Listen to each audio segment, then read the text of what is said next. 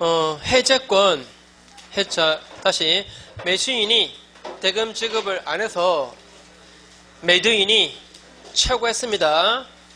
다음 주 목요일까지 하라. 근데 다음 주 목요일까지도 이행 안 해요. 그러면 해제권 발생했죠? 해제권의 행사 기간, 이게 법에 정해져 있지 않아요.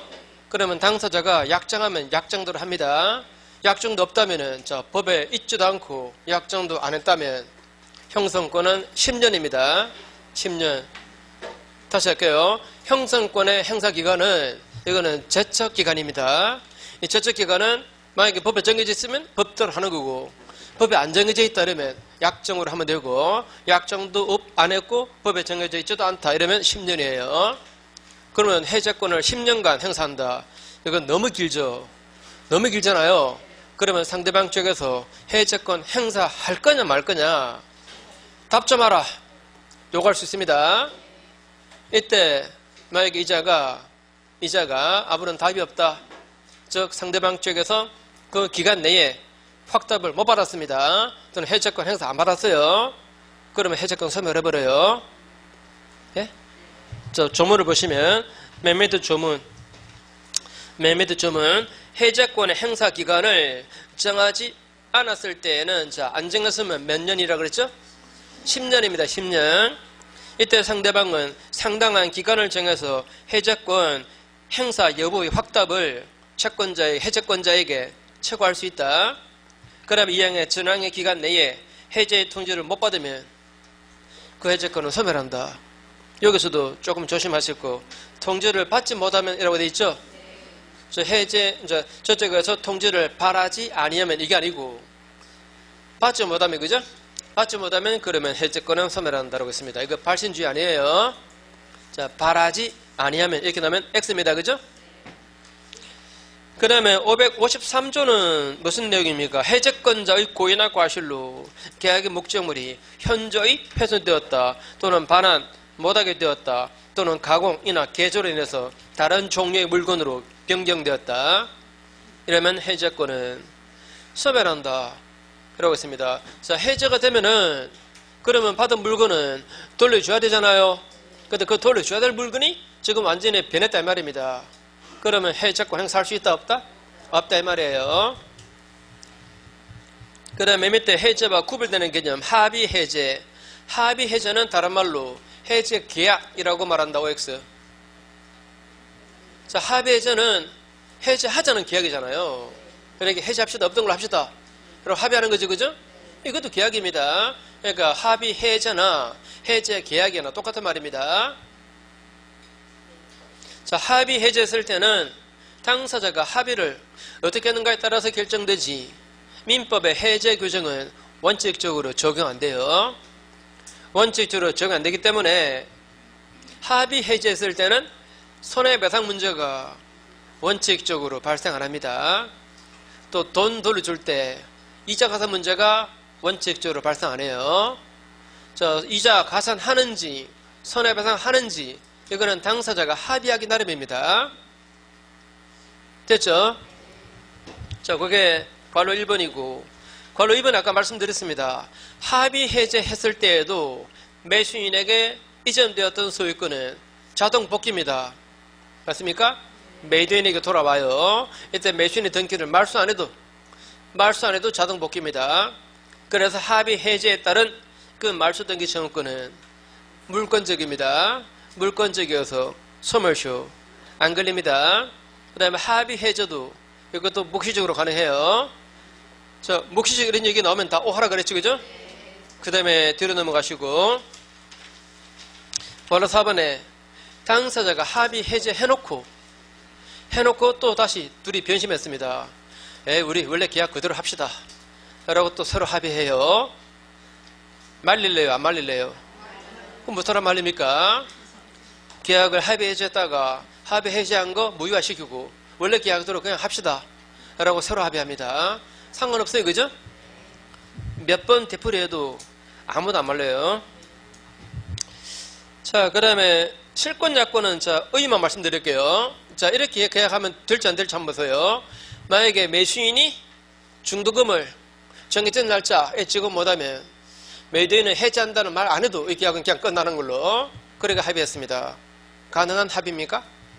자, 다시 중도금 지급일자, 그 다음에 잔금 지급일자 계약서에 다 적어놓고 요 날짜에 중도금 지급이 안 되면 그걸로 계약은 그냥 바로 자동으로 끝난다 라고 합의해버립니다. 그래도 괜찮겠죠? 괜찮습니다. 이게 바로 실권약관입니다. 그러니까 실권약관은 채무 불이행을 해제 조건으로 붙인 거예요. 이해됩니까? 채무 불이행 사실만 있으면 바로 계약은 끝나는 걸로. 그래서 채무 불이행을 무슨 조건으로 붙였다? 해제 조건으로 붙인 거. 이게 바로 실권약관입니다. 그 두 번째 줄 중간에 보시면 채무자의 채무 불이행을 해제 조건으로 한 계약을 말해요. 당연히 이 실권약관도 효력 있다 없다? 효력 있습니다. 그러니까 최고 배제 투격에서 한 발짝 더 나간 거지, 그죠? 자, 아까 매수인이 대금 지급 못하면 매도인은 최고 안 하고도 해지할 수 있다, 약정할 수 있다 그랬죠? 그게 3발 더 나가서 만약에 매수인이 대금 지급 안 하면 자동으로 계약은 끝나는 거다. 이렇게 합의해도 괜찮아요. 이게 바로 실권약관입니다. 자, 그 다음에 넘어가셔서 503페이지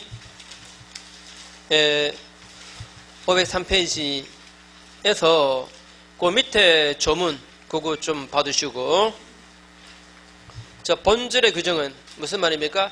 매매에 관한 규정은 이 말이죠. 매매에 관한 규정은 다른 유상계약에도 준용한대요. 매매에 관한 법조문은 다른 유상계약에도 성질에 반하지 않는 한 준용됩니다. 그 다음에 뒤로 넘어가시고 매매의 예약입니다. 매매의 예약. 자, 매매 예약은 저건 뭐 시험에 좀 종종 나오죠. 많이는 안 나와요. 그래서 지난 강의 때 다 뺐는데, 자, A라는 사람이 이 부동산을 B에게 팔기로 매매를 예약했다. 이게 무슨 말입니까? 장차 나중에 매매 계약 합시다 하는 계약이에요. 네? 앞으로 매매 계약 합시다 하는 예약. 자, 앞으로 여기 본계약입니다. 그러면 자, 본계약을 하자 하는 계약. 이것도 계약입니다. 계약이니까 계약한 대로 하면 돼요. 그래서 이제 만약에 당사자 중에 누가 예약 완결권을 갖는가 이런 걸 안 정했다면 매수인 이쪽에서 자기가 원할 때 언제든지 예약 완결권을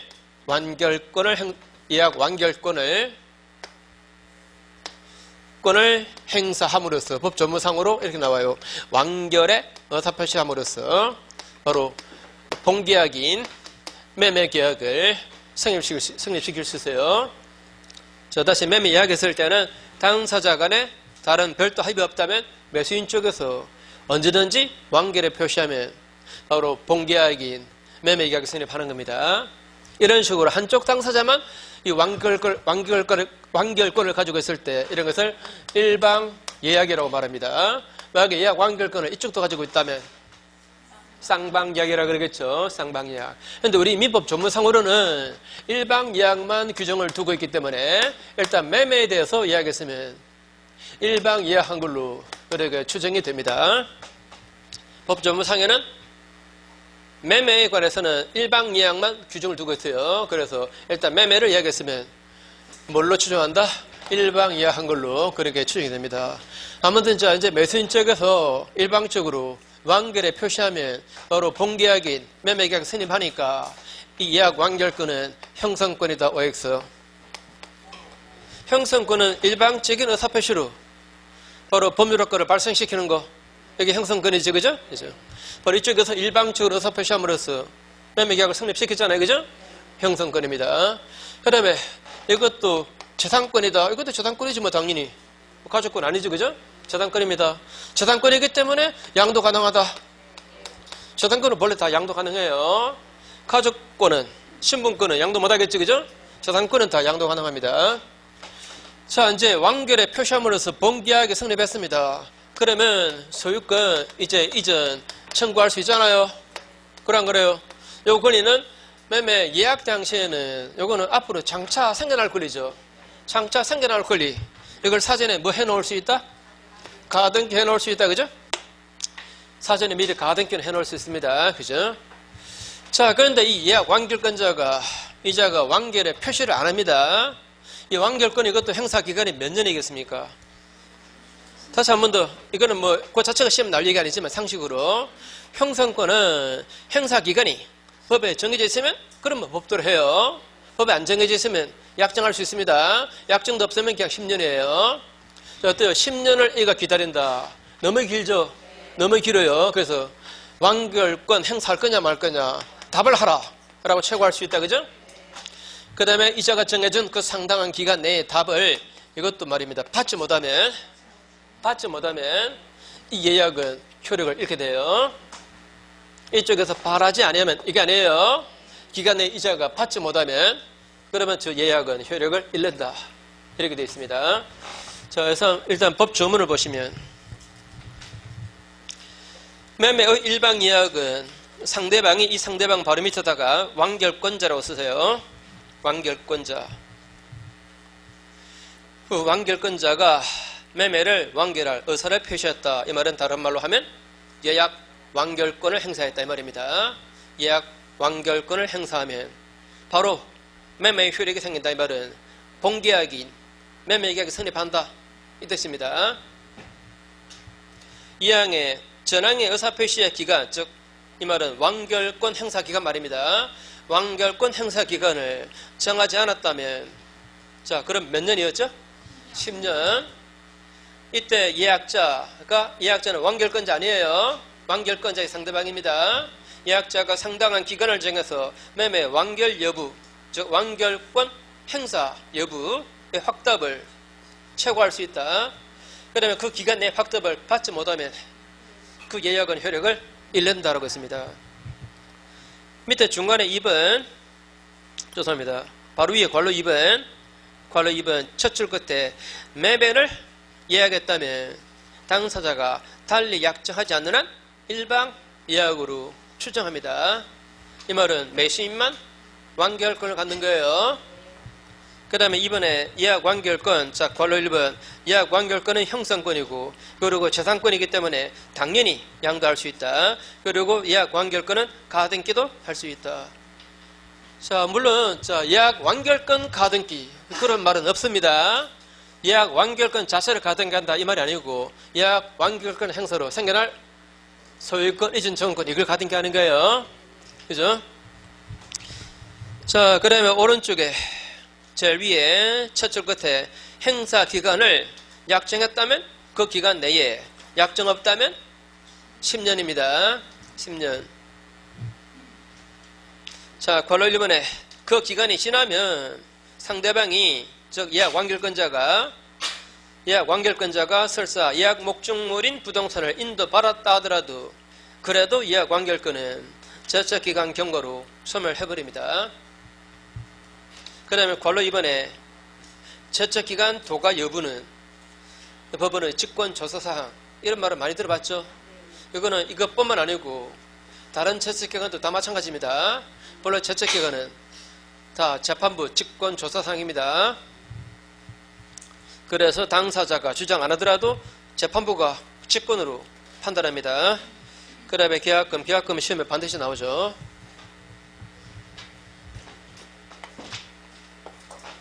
자, 가장 기본 내용 해볼게요. 자, 갑이 을에게 1억 원의 부동산을 파는 매매 계약을 하고 계약금으로 1,000만 원 지급합니다. 이때 계약금 지급한다 안 한다 이것도 당사자가 합의하기 나름이다. 어때요? 다시 계약금 그거 없이 계약할 수 없습니까? 있어요. 그죠? 계약금을 주는가 안 주는가 얼마 주는가 이거 다 합의하기 나름이에요. 그래서 계약금을 준다는 거 그것도 계약입니다. 그것도 계약인데 계약금을 현실로 지급해야 성립해요. 그래서 무슨 계약? 여물계약이라고 그러죠. 그리고 이 계약금 계약은 매매 계약의 종된 계약이다. 어떻습니까? 맞죠? 그래서 이런 말 어때요? 자, 매매 계약과 즉 주 계약과 이 계약금 계약은 별개의 계약이니까 그 말은 맞습니다.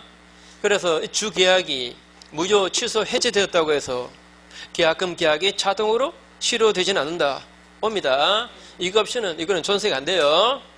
맞죠? 그죠? 이게 실효되면 이거는 그냥 사라지는 거예요. 그냥 사라지는 거예요. 종된 계약이어서 그래요. 자, 그 다음에 이 계약금이 갖는 성질 우선 정략금의 성질.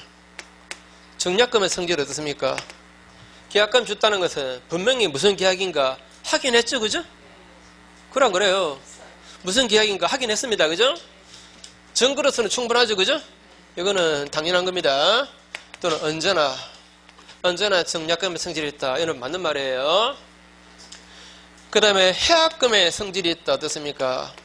자, 계약금 줬다는 것은 여차하면 이 사람은 이걸 포기해버리고 이거 해지하려고 줬다라고 볼 수 있습니다. 또 이쪽에서도 그 계약금 받은 것은 여차하면 이거 2배 돌려주고 해지하려고 받은 거다라고 볼 수도 있어요. 바로 해약금의 성질이 있죠, 그죠? 해약금의 성질이 원칙적으로 있습니다. 또는 해약금으로 추정한다. 이 말은 다 맞는 말입니다, 그죠? 그런데 언제나 해약금의 성질이 있다? 아니죠. 그건 틀린 말이죠. 해약금의 성질을 배제하는 약정 가능하잖아요. 말하자면 매수인이 이거 포기해도 해제 못한다고, 매도인은 2배 돌려줘도 해제 못한다고 약정할 수 있죠, 그죠? 그러면 해약금의 성질이 없는 겁니다, 그죠? 그러니까 언제나 해약금의 성질이 있다. 이러면 틀린 말입니다, 그죠? 자, 원칙적으로 해약금이다 또는 해약금으로 추정한다. 이 말은 맞는 말이고, 또는 다른 특별한 약정이 없는 한 해약금의 성질이 있다. 이 말도 맞는 말이고, 그죠? 다른 특별한 약정이 없는 한 해약금의 성질이 있다. 이 말은 맞는 말이에요. 자, 그 다음에 매수인이 중도금 지급 못해서 결국 채무 불이행 때문에 갑의 계약을 해지했습니다. 해지했으면 이미 받은 계약금은 당연히 매도인이 몰수한다. 당연히 몰수는 아니라 그랬죠, 그죠? 바로 계약금이 언제나 위약금의 성질이 있는가? 뭐 다른 약정이 없는 한, 자, 특별한 약정이 없는 한, 또는 뭐 위약금, 자, 다시 계약금은 다른 특별한 약정 없다면 위약금의 성질이 있다. 이런 말. 또는 계약금은 위약금으로 뭐 추정된다. 이런 말. 뭐 언제나 위약금이다. 이런 말. 이게 다 틀린 말이에요. 다 틀린 말입니다. 위약금이 되려면 위약금으로 삼는 약정, 저 위약금 약정이 있어야 됩니다. 그죠? 위약금 약정이 있어야, 그래야 위약금이 되는 겁니다. 자, 이제 위약금 약정이 있습니다. 위약금 약정이 있는 상태에서 매수인의 계약을 위반하면, 즉 중도금 미지급하면 이쪽에서는 위약금 약정에 따라서 이거 몰수해버리죠. 이거 몰수함으로써 이쪽에 채무 불이행 때문에 이쪽에 생긴 손해 배상받은 걸로 처리돼요. 맞습니까? 요컨대 위약금 약정은 바로 손해 배상액의 예정이 된다. 맞습니까? 손배액의 예정이 됩니다. 따라서 이쪽에 채무 불이행 때문에, 위약 때문에 이쪽에 생긴 손해가 설사 2천이어도 이것만 몰수하지 더 이상의 손배 청구는 안 돼요. 물론 손해가 500밖에 안 돼도 그래도 이거 몰수해요. 그래 안 그래요? 그죠? 손해가 얼마 발생했는가 안 따지고 이걸 몰수함으로써 손해배상금 받은 걸로 처리가 되는 겁니다. 그죠? 그래서 손해가 더 많이 발생했다 하더라도 추가적으로 손해배상 청구할 수 있다 없다? 추가적으로 손해 청구는 이건 안 돼요. 그죠?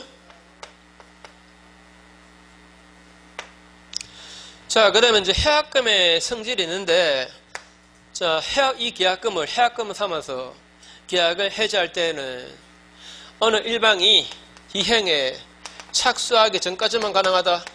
맞습니까? 이행 착수하기 전까지만 가능해요. 그렇죠? 그래서 이행 착수로 본 예, 보지 않은 예 다 기억하셔야 그랬죠. 만약에 중도금을 줬다. 당연히 이행 착수한 거 맞죠? 그러면 중도금을 이행기 전에 줬습니다. 이것도 이행 착수한 거 맞죠? 또 중도금 대신에 의무로 줬습니다. 그 돈 매도인이 받으면 그러면 착수한 걸로 봐요. 또 돈 대신에 매수인이, 사신이 제3자에 대해서 갖는 그 채권을 그걸 중도금 대신에 줬다. 이것도 이자가 받으면 착수한 겁니다. 이행 착수한 거예요. 그런데 매수인이 매매 목적물 인도하라고 또는 이전 등기해달라고 소를 제기했다거나, 또는 매도인 쪽에서 매수인 보고 매매대금 지급하라라고 소를 제기했다거나, 이런 것은 이행 착수를 보지 않았습니다. 기억납니까? 또 이게 토지거래 허가 구역입니다. 허가 나왔다. 이러면 이행 착수한 건가?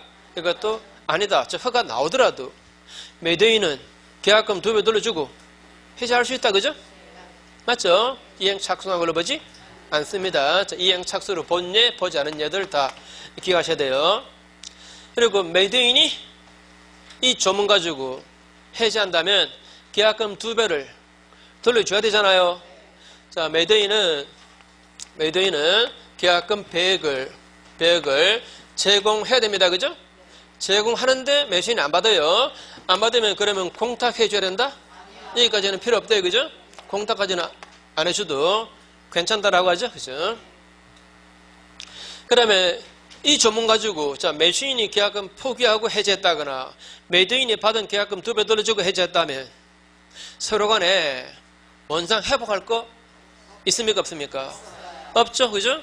그 다음에 손해배상 문제 있습니까? 없죠. 누가 잘못해서 해지한 거 아니잖아요. 그죠?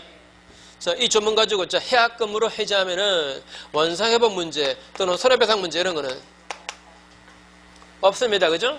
이런 것은 없어요. 자, 그 다음에 요물계약입니다. 요물계약이니까 계약금을 지급하기로 약정은 했지만 아직 계약금을 현실로 지급은 안 한 상태다. 안 한 상태다. 이러면 약간내 매수인이 나 포기하고 해지하겠다. 이쪽에서 2배 돌려주고 해지하겠다. 이런 말이 있을 수 있어요? 다시 계약금 1,000만 원으로 합의는 했습니다. 1,000만 원을 현실로 아직 들어가진 않았어요. 그런 상태라면 매수인 쪽에서 나 포기하고 해지하겠다 이 말, 또 매도인 쪽에서 2배 돌려주고 해지하겠다 이 말 있을 수 있습니까? 없습니다. 현실로 지급 안 했으면 이거는 계약금 계약이 성립한 게 아니에요. 성립한 게 아닙니다. 따라서 해약금의 성질이 있다 없다? 없어요. 그죠? 계약금을 현실로 지급 안 했으면 아직은 계약금 계약이 성립한 게 아닙니다. 아니기 때문에 해약금의 성질이 없습니다. 또 최근 판례 만약에 일부만 지급했다. 일부만 지급했을 때 이때 만약에 매도인이 해지한다면 그러면 현실로 받은 그 계약금의 배액입니까? 아니면 약정 계약금의 배액입니까? 이거라 그랬습니다. 그죠? 이건 물론 뭐 해지할 수 있다 없다라고 단정한 건 아니에요. 다시 일부만 지급한 상태에서 그 상태에서 만약에 매도인이 해지할 수 있다면 말입니다. 한다 하더라도 약정한 그 계약금의 2배를 돌려줘야지. 현실로 받은 돈의 배액을 돌려주고 해지하면 된다. 이거 아니다. 그죠? 자, 그런 판례가 있었죠. 자, 그래서 뭐 쭉 한번 자, 관로 2번에 계약금 계약도 이것도 계약입니다. 다만 계약금을 현실로 주고받고 해야 성립하는 요물계약이고, 그 다음에 매매계약은 무슨 계약이다? 종된 계약이다. 그죠? 종된 계약이다. 뒷페이지 정약금은 되었고, 그 다음에 해약금에서 밑에 동그라미 2번, 중간에 동그라미 2번, 두 번째 줄 끝에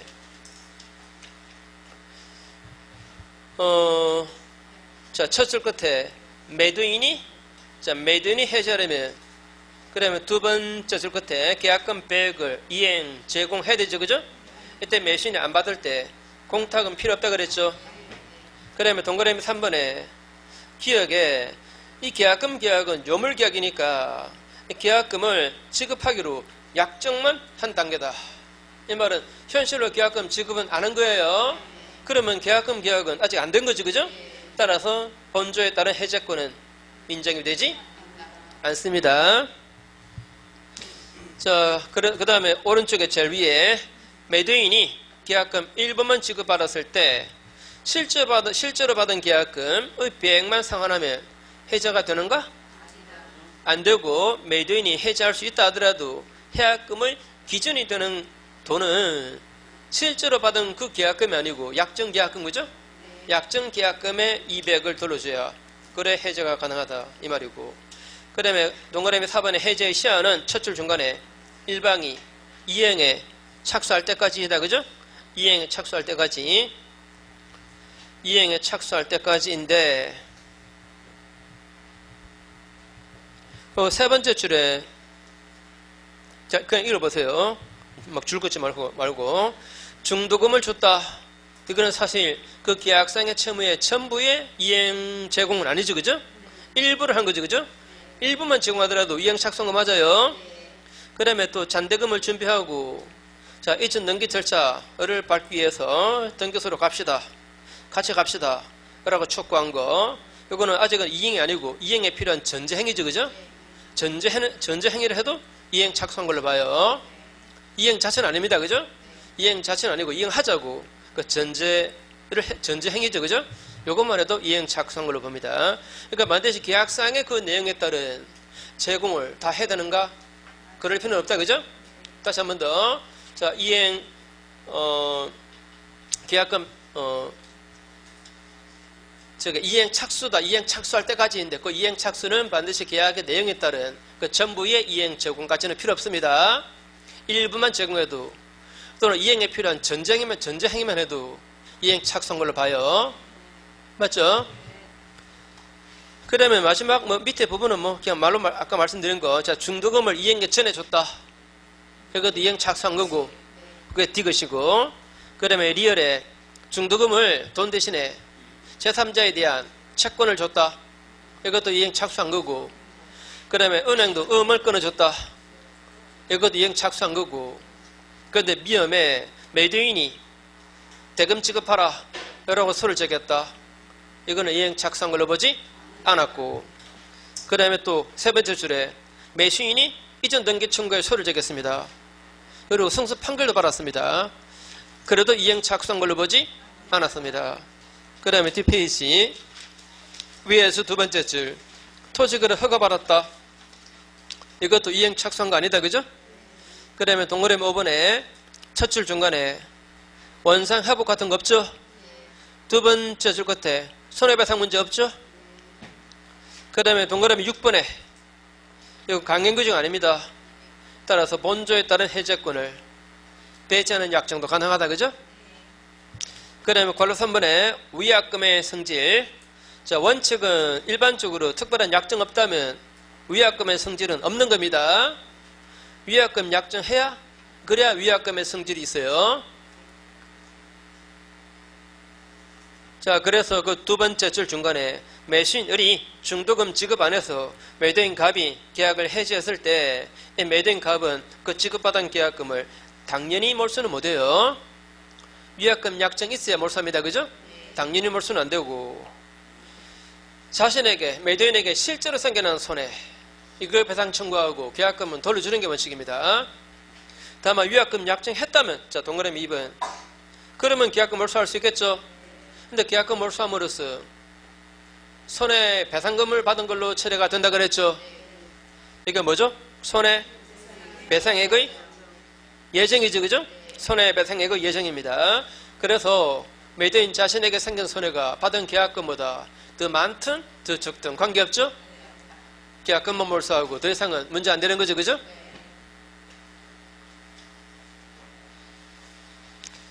자, 그 다음에 약간 이건 유담인데 만약에 이렇게 약정할 수 있겠습니까? 자, 매수인이 만약에 중도금 또는 잔금 지급 안 한다. 그러면 매도인은 계약금은 당연히 몰수하고, 그 다음에 매수인의 채무 불이행 때문에 생겨나는 손해 이거는 별도로 청구한다 라고 둘이 약정했습니다. 사전에. 다시 할까요? 자, 매매계약을 체결하면서 만약에 매수인이 중도금을 제때 지급 못하면 매수인은 계약금 몰수해버리고, 그 다음에 그 중도금 미지급 때문에 실제 생긴 손해 그거 따로 배상 청구하기로 약정했습니다. 그런 약정 해도 괜찮을까 안 괜찮을까 상식으로 판단하세요. 매수인 입장에서 그게 부담스러우면 그런 계약 안 하면 돼요. 괜찮습니다, 그죠? 상관없습니다. 지금 이런 약정은 위약벌 약정이라 그래요.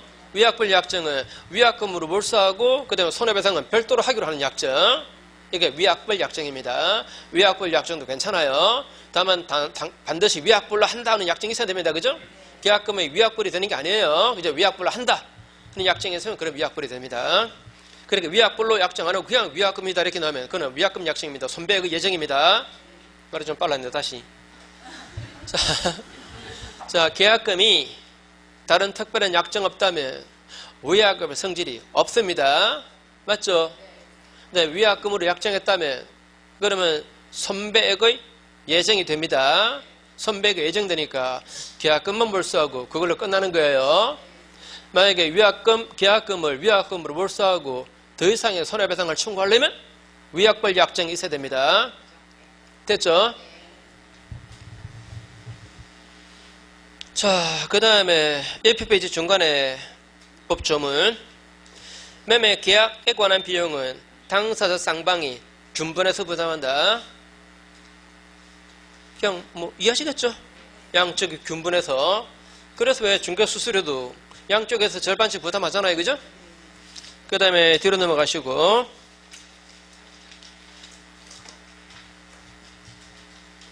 자, 뒷페이지에 그 중간 부분의 3번 매매 당사자 일방에 대해서 의무, 이행, 기한이 계약서에 나와 있습니다.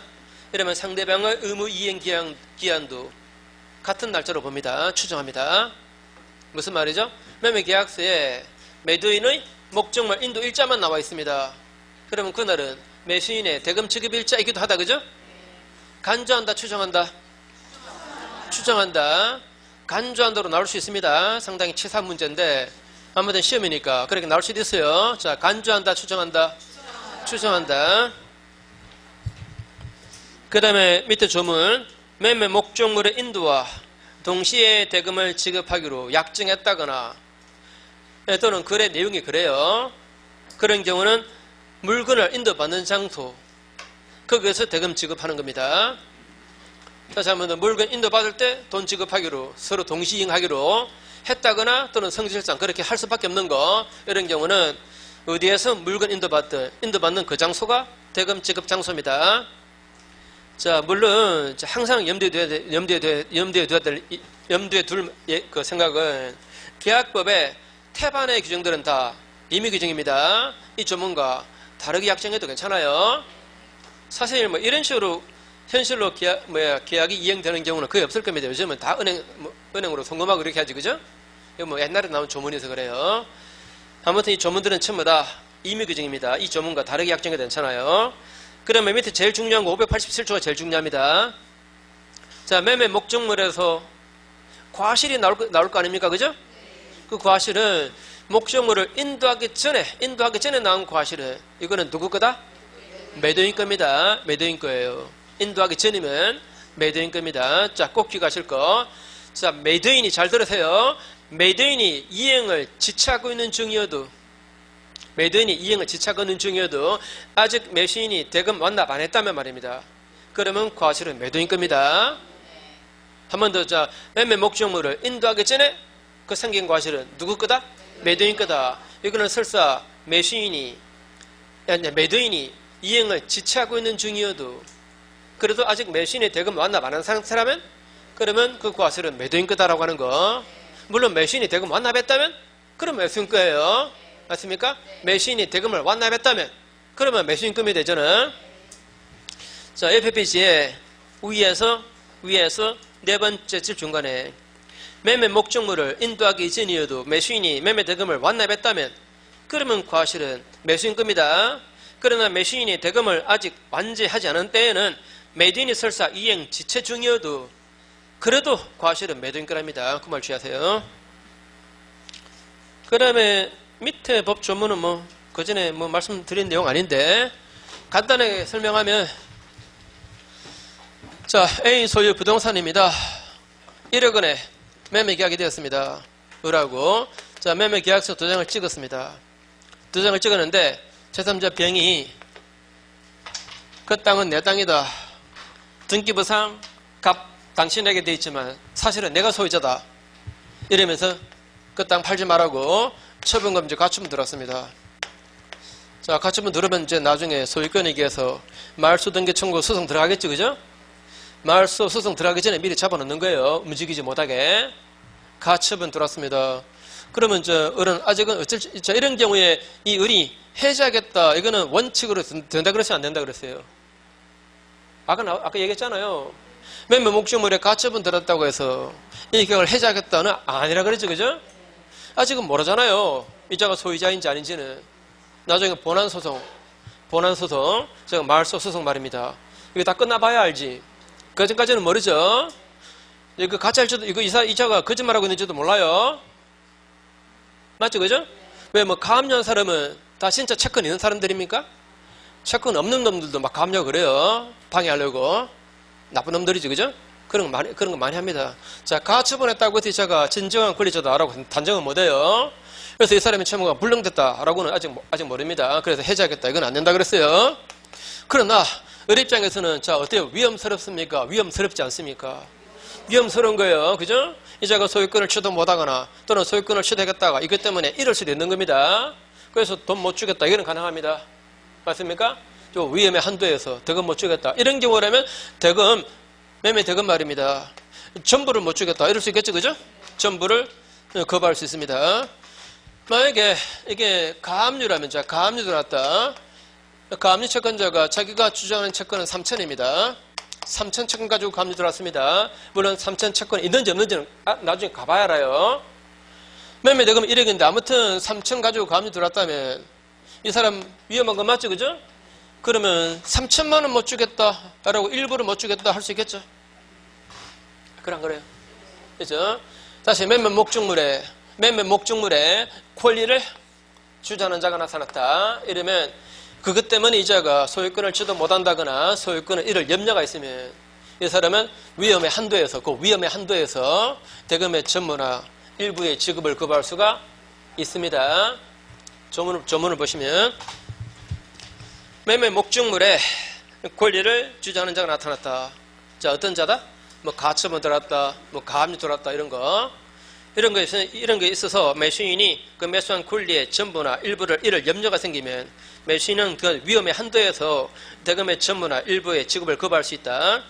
그러나 매도인이 상당한 담보를 주면 그러면 대금 지급을 거부 못해요. 상당한 담보를 주면 만약에 가압류 채권 3천 때문에 이자가 3천 지급을 거부한다면 이자가 3천 이상의 담보를 주면 될 거 아닙니까? 맞죠? 그래서 3천 이상의 담보를 주면 이쪽에서 돈 못 주겠다 이런 말을 못 하는 거예요. 그죠? 자, 그 다음에 뒷페이지 가보시면 제일 위줄에 전조의 경우에 매도인은 매수인에게 대금의 공탁을 요구할 수 있다. 무슨 말이죠? 자, 이자가 돈 주기 싫대요. 돈을 못 주겠답니다. 그러면 가압이 돈 주기 싫으면 그 돈을 법원에 공탁해달라. 공탁해놓아라. 요구할 수 있다 이 말입니다. 그죠? 공탁해놓아라. 요구할 수 있는데 약간 실무적인 얘기지만 이자가 이제 공탁한다면 그러면 이자가 공탁금 출급할 수 있는 조건을 붙입니다. 공탁할 때 이거 다 해결해라. 해결하고 공탁금 찾아가라. 이렇게 그죠? 이해하시겠죠? 담보 책임자 잠깐 쉬시고요.